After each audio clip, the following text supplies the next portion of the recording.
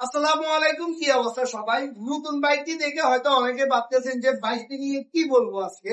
আপনারা সবসময় চান যে বাইকের আগে কেমন লুক ছিল, তারপর কেমন লুক আমরা করে দিই। সামনে আসে এই 250 বাইক কিন্তু অলরেডি 3টা করে ফেলছি, এটা হচ্ছে 4 নাম্বার।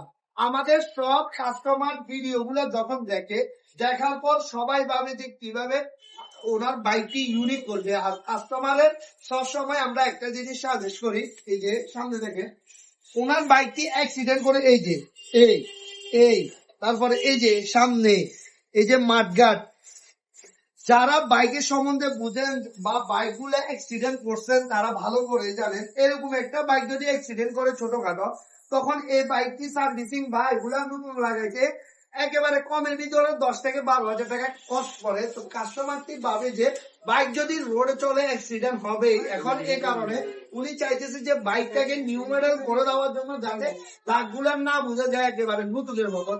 তো আলহামদুলিল্লাহ আমাদের শপে যেহেতু আসছে আমরা এটা করবোই।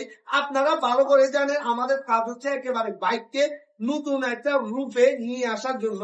আর আজকের বাইকটি কি রকম বা কেমন নতুন ইউনিক করে করতে পারি, আজকের ভিডিওটি সম্পূর্ণ দেখতে রাখবেন। আর আমাদের ভিডিওগুলা হয়তো কোনোটা যদি স্কিপ করে, আপনারা কষ্ট করে আমাদের ফেসবুক পেজ, টিকটক আইডি এবং কি ইউটিউব আইডিতে ঢুকবেন, ঢুকার পর ওইখানে পাবেন। হয়তো একটু কষ্ট করতে হবে, কারণ ইউনিক বাইক হলে একটু কষ্ট করা লাগে।